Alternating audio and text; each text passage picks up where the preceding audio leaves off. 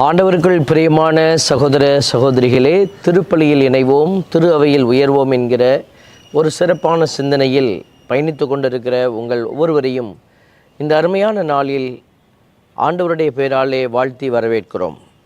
அன்புக்குரியவர்களே, திருப்பலி என்பது மிகப்பெரிய ஒரு உன்னதமான ஒரு ஆசீர்வாதம் என்பதை நாங்கள் உங்களுக்கு அறிய தந்து கொண்டிருக்கிறோம். இந்த திருப்பலியை பற்றி நம்மளுடைய திரு அவை மிக அழுத்தமான காரியத்தை நமக்கு வெளிப்படுத்தி கொண்டே இருக்கிறது. இந்த திருப்பலியில் மிக உன்னதமான ஒரு உயர்வான ஒரு பலி கடவுளுடைய பெயரால் ஒப்பு கொடுக்கப்படுகிறது. ஆண்டவருடைய பலியை நம்ம மீண்டுமாக அந்த இடத்துல கொண்டாடி மகிழ்கிறோம்.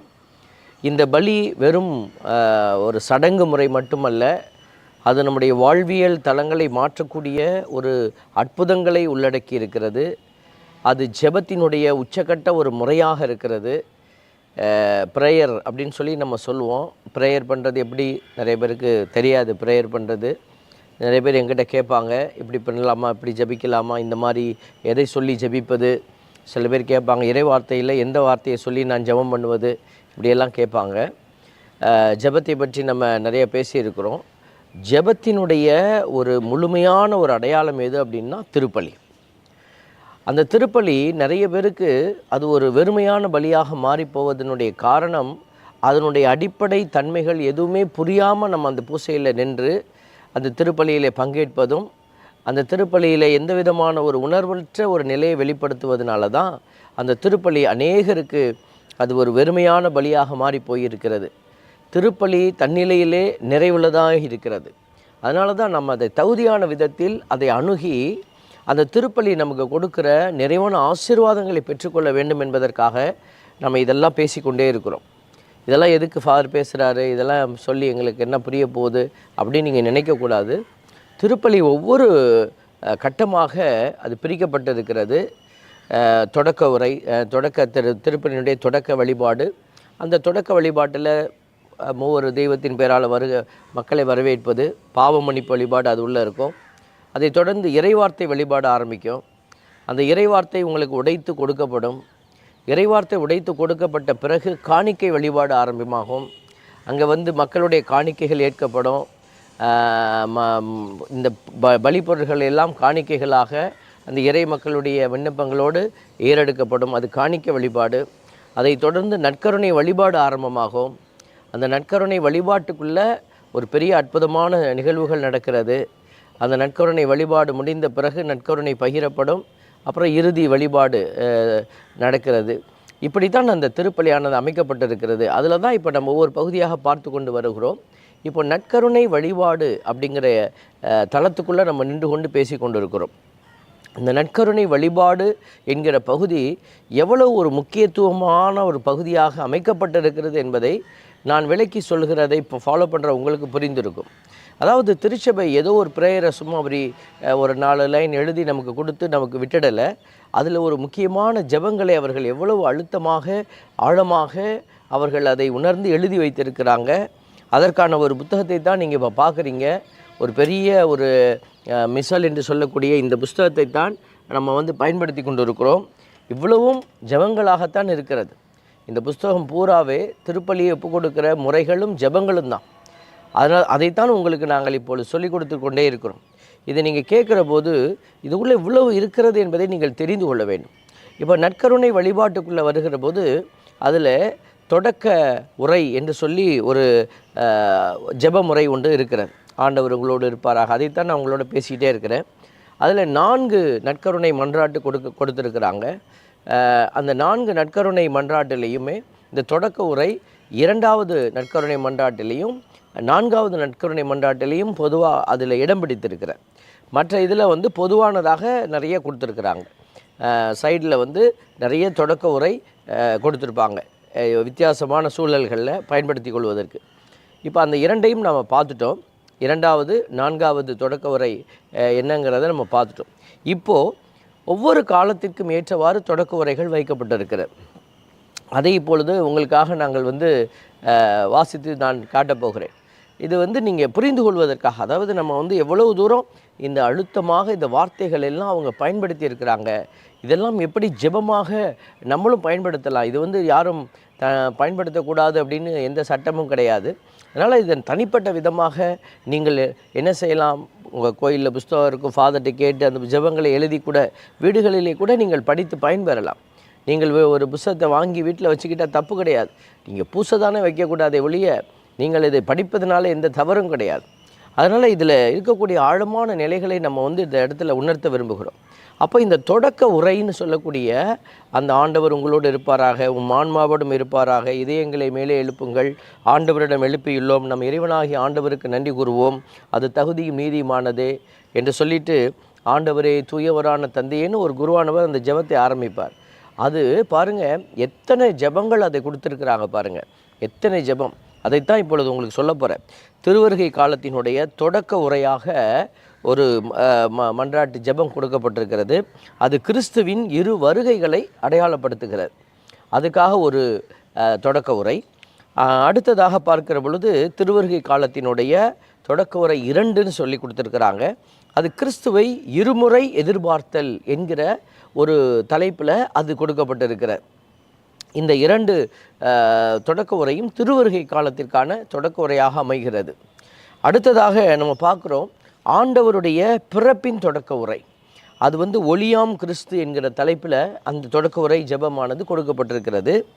ஆண்டவருடைய பிறப்பின் தொடக்க உரை 2.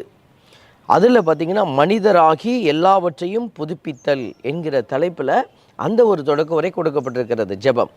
3வது தொடக்க உரை ஆண்டவருடைய பிறப்பின் தொடக்க உரை வாக்கு மனிதரானதால் ஏற்பட்ட உறவு என்கிற தலைப்பில் ஒரு தொடக்க உரை கொடுக்கப்பட்டிருக்கிறது. அடுத்ததாக இந்த 3 தொடக்க உரையும் ஆண்டவருடைய பிறப்பின் தொடக்க உரையாக அமைந்திருக்கிறது. அடுத்ததாக பார்க்குற போது ஆண்டவருடைய திருக்காட்சியின் தொடக்க உரை. அதில் கிறிஸ்து பிற இனத்தாருக்கு ஒளி என்கிற தலைப்பில் இந்த தொடக்க உரையானது அமைந்திருக்கிறது. இது திருக்காட்சி விழாவுக்கான ஒரு தொடக்க உரை. அடுத்ததாக நம்ம பார்க்குற போது தவக்காலம் வருகிறது. தவக்காலத்திற்கான தொடக்க உரை என்று சொல்லி தவக்காலத்திற்கென்று அவங்க 4 தொடக்க உரைகளை கொடுத்துருக்குறாங்க. தவக்காலத்தின் தொடக்க உரை 1, 2, 3, 4 கொடுத்துருக்குறாங்க. அதில் முதலாவது தவக்காலத்தின் உட்பொருள், அதை விளக்கி சொல்லக்கூடிய ஜெபம். அடுத்ததாக 2வது உள்ளார்ந்த தவம் என்கிற அடையாளத்தில் அந்த 2வது தொடக்க உரை உள்ளார்ந்த தவம் அதை அடையாளப்படுத்துகிற. 3வது தவ முயற்சிகளின் பயன்கள் என்கிற தலைப்பில் இந்த ஒரு தொடக்க உரை கொடுக்கப்பட்டிருக்கிறது. 4வது தொடக்க உரை உண்ணா நோன்பின் பயன்கள் என்கிற தலைப்பில் இந்த ஒரு தொடக்க உரையானது கொடுக்கப்பட்டிருக்கிறது இந்த தவக்காலத்திற்கு. அப்படியே அடுத்ததாக போனீங்கன்னா ஆண்டவருடைய பாடுகளின் தொடக்க உரை அப்படின்னு பார்க்கிற பொழுது 2 தொடக்க உரை இருக்கிறது. ஆண்டவருடைய பாடுகளின் தொடக்க உரை 1, 2. அதில் முதலாவது திருச்சிலுவையின் ஆற்றல் என்கிற தலைப்பில் ஒரு தொடக்க உரை ஜெபம் கொடுக்கப்பட்டிருக்கிறது. 2வது பாடுகளின் வெற்றி என்கிற தலைப்பில் 2வது தொடக்க உரை பாடுகளின் தொடக்க உரை அமைந்திருக்கிறார். அடுத்ததாக பார்த்திங்கன்னா பாஸ்கா காலத்துக்கு வந்துட்டாங்க. பாஸ்காவினுடைய அந்த தொடக்க உரையானது 3 மொத்தம் 5 தொடக்க உரை கொடுத்துருக்குறாங்க. 5 தொடக்க உரையில் பாஸ்கா கால தொடக்க உரை முதலாவது பாஸ்கா மறை நிகழ்வு அப்படிங்கிற தலைப்பில் கொடுத்துருக்குறாங்க. 2வது பாஸ்கா தொடக்க உரை 2ல் கிறிஸ்துவில் புதுவாழ்வு அப்படின்னு ஒரு தலைப்பு கொடுத்துருக்குறாங்க. 3வது தொடக்க உரை என்றும் வாழ்ந்து நமக்காக பரிந்து பேசும் கிறிஸ்து, இந்த தலைப்பில் இந்த தொடக்க உரை ஜெபம் கொடுத்துருக்காங்க. பாஸ்காவின் தொடக்க உரை 4வது இதில் பாஸ்கா மறை நிகழ்வால் அனைத்தும் புதுப்பிக்கப்படுதல் அப்படிங்கிற தலைப்பில் கொடுத்துருக்குறாங்க. 5வது தொடக்க உரையில் குருவும் பலி பொருளுமான கிறிஸ்து, அந்த தொடக்க உரையில் அந்த தலைப்பில் கொடுத்துருக்குறாங்க. இப்போ இத்தனை 5 தொடக்க உரை பாஸ்காவினுடைய காலத்திற்காக மட்டுமே கொடுத்துருக்குறாங்க. அடுத்ததாக ஆண்டவருடைய விண்ணேற்றம். விண்ணேற்றத்துக்கு வருகிற போது விண்ணேற்றத்தின் மறைபொருள் அப்படிங்கிற தலைப்பில் முதலாவது 2வது தொடக்க உரை விண்ணேற்றத்திற்கானது விண்ணேற்றத்தின் மறைபொருள் அப்படின்னு கொடுத்துருக்குறாங்க. 2 தொடக்க உரை விண்ணேற்றத்திற்கான தொடக்க உரையாக அமைந்திருக்கிற. அடுத்தது பார்த்திங்கன்னா ஆண்டினுடைய பொது காலத்துக்கு வராங்க. ஆண்டினுடைய பொதுக்கால ஞாயிற்றுக்கிழமைகளில் இந்த தொடக்க உரைகளை நம்ம பயன்படுத்தணும். பாஸ்கா மறைபொருளும் இறைமக்களும் அப்படிங்கிற தலைப்பில் 1, மீட்பின் மறைபொருள் அப்படிங்கிற தலைப்பில் 2, ஒரு மனிதரால் மனிதர் அனைவருக்கும் மீட்பு அப்படிங்கிற தலைப்பில் 3வது, மீட்பின் வரலாறு என்கிற தலைப்பில் 4வது, படைப்பு என்கிற தலைப்பில் 5வது, முடிவற்ற பாஸ்காவின் பிணை என்கிற தலைப்பில் 6வது, கிறிஸ்துவின் கீழ்ப்படிதல் வழி மீட்பு அப்படிங்கிற தலைப்பில் 7வது, மூவொரு கடவுளின் ஒன்றிப்பில் ஒருங்கிணையும் திரு அவை என்கிற தலைப்பில் 8வது. பாருங்கள், 8 பொதுக்கால ஞாயிறினுடைய தொடக்க உரையாக 8 தொடக்க உரை கொடுத்துருக்குறாங்க. அடுத்ததாக நம்ம பார்க்குற பொழுது தூய்மை மிகு நற்கருணையின் தொடக்க உரை அப்படின்னு சொல்லிட்டு அதுலேயும் அவங்க சில தொடக்க உரைகள் கொடுத்துருக்குறாங்க. தூய்மை மிகு நற்கருணையின் தொடக்க உரை 1, 2 கொடுத்துருக்குறாங்க. கிறிஸ்துவின் பலியும் அருள் அடையாளமும் அப்படிங்கிற தலைப்பில் 1, தூய்மை மிகு நற்கருணையின் கனிகள் அப்படிங்கிற தலைப்பில் 2 கொடுத்துருக்குறாங்க. அடுத்ததாக புனித கன்னிமரியாவின் தொடக்க உரைன்னு சொல்லி 2 கொடுத்துருக்குறாங்க. அதில் புனித கன்னிமரியாவின் தூய்மையை விளக்குகிற ஒரு தொடக்க உரை, மரியாவின் சொற்களில் திரு அவை இறைவனை புகழ்கின்றது என்கிற தலைப்பில் 2வது. அடுத்ததாக திருத்தூதர்களுக்கு வராங்க. திருத்தூதர்களின் தொடக்க உரை என்று சொல்லி அவர்கள் 2 கொடுத்துருக்குறாங்க. அதில் 1 திருத்தூதர்கள் இறை மக்களின் அருள் நெறியாளர்கள் அப்படி கொடுத்துருக்குறாங்க. அடித்தளமும் சாட்சியுமான திருத்தூதர் என்று 2வது தொடக்க உரைக்கு ஒரு தலைப்பு கொடுத்துருக்குறாங்க. 3வது புனிதர்களுக்கு வராங்க. புனிதரின் தொடக்க உரை 1, 2 என்று சொல்லி பார்க்கிறப்போ 2 இருக்குது. புனிதர்களின் மாட்சி 1வது. 2வது தொடக்க உரைக்கு புனிதர்களின் பணி அந்த தலைப்பில் 2 கொடுத்துருக்குறாங்க. புனித மறைசாட்சியரின் தொடக்க உரை என்று சொல்லி மறைசாட்சியருக்கென்று தொடக்க உரை 2 கொடுத்துருக்குறாங்க. அதில் 1 மறைசாட்சியம் தரும் அடையாளமும் எடுத்துக்காட்டும். அடுத்ததாக மறைசாட்சியரின் வெற்றியில் வெளிப்படும் கடவுளின் அருஞ்செயல்கள் பாருங்கள். அடுத்ததாக அருள் நெறியாளர்களின் தொடக்க உரை. இதெல்லாம் புனிதர்களுடைய கேட்டகரியில் வரக்கூடியது. அதில் அருள் நெறியாளர்களுக்கு 1 திரு அவையில் புனித அருள் நெறியாளர்களின் உடனிருப்பு இந்த தலைப்பில். புனித கன்னியர் துறவியரின் தொடக்க உரை இறை அர்ப்பண வாழ்வின் அடையாளம் அப்படின்னு சொல்லி அவங்களுக்கு 1 கொடுத்துருக்குறாங்க. அப்புறம் பொது தொடக்க உரை. இந்த பொது தொடக்க உரையை நம்ம எப்போ வேணாலும் வார நாட்களில் பயன்படுத்தி கொள்ளலாம். அதில் 1 கிறிஸ்துவில் அனைத்தையும் புதுப்பித்தல், 2 கிறிஸ்து வழியாக மீட்பு, 3 மனிதரின் படைப்புக்காகவும் மீட்புக்காகவும் கடவுளுக்கு புகழ், 4வது கடவுளை புகழ்வதும் அவரது கொடையே அப்படிங்கிறதுல 4வது, 5வது கிறிஸ்துவின் மறை நிகழ்வை பறைசாற்றுதல், 6வது கிறிஸ்துவில் மீட்பின் மறைபொருள்.